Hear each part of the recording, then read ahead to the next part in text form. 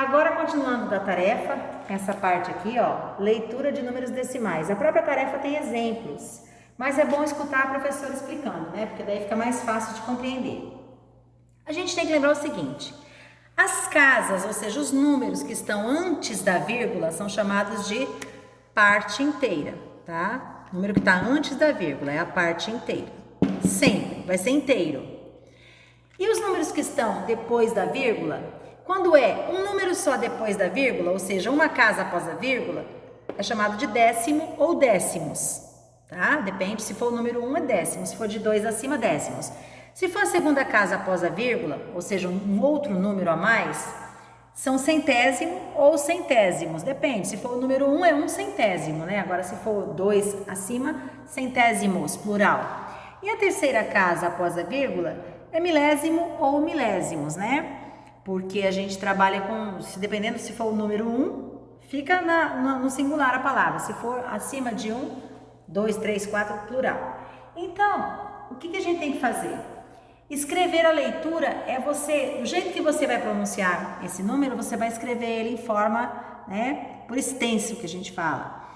Eu tenho aqui, ó, 3 inteiros. Por que eu sei que são inteiros? Porque tá antes da vírgula, tá? Todo número antes da vírgula é chamado de inteiro, é a parte inteira. Então, 3 inteiros. 3 tem que ser inteiros, né?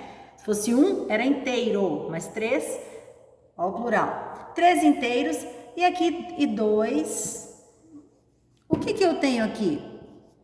Depois da minha vírgula, uma casa só chama o quê? Décimo ou décimos, né? Então, no caso do 2, seria 2 décimos, né? Porque tá no plural, que são 2. Aqui eu tenho um monte de zeros. Quando o zero está na casa da parte inteira, que é antes da vírgula, o zero a gente não faz a leitura dele, tá? O zero não nos interessa. Aí a gente conta aqui também o zero, ó. Aqui o zero tá na parte inteira, o zero no décimo, o zero no centésimo e o zero no e o 8 no milésimo, desculpa.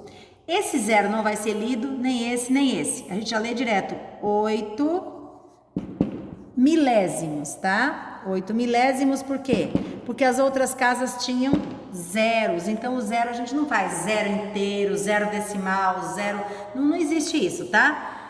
Aqui é a mesma coisa, ó, o zero na parte inteira e o 5 na casa do décimo. Então, eu vou ler 5 décimos. Não esquece do acento, tá, gente?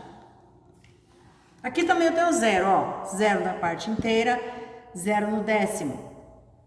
Aí, o 2 está no centésimo. Então, eu leio 2 centésimos, tá? Lembrando que a palavra décimo se escreve com C, centésimo e milésimo é com S, que faz o som de Z, né? Mas é S. Aqui eu tenho só números, não tem zero. Aqui na parte inteira eu tenho o número 7, então eu leio 7 inteiros, só não leio se for zero. Aqui eu tenho 3, eu tenho duas maneiras de fazer a leitura. Eu posso fazer 3 décimos, 4 centésimos e 5 milésimos, ou eu posso pegar e falar 345 e usar a leitura só do último número, a posição do último número, que fica até mais fácil de fazer.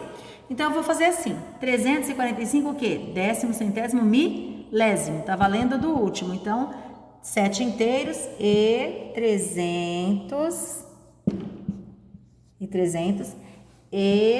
45 milésimos, tá? Milésimos.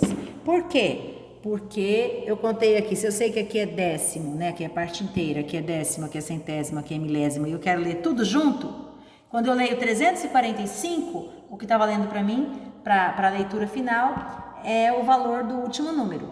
Agora, se eu for ler 1 a 1, eu vou ler 3 décimos, 4 centésimos, 5 milésimos, mas dá mais trabalho para escrever, tá? Então, pode ser do jeito que eu falei.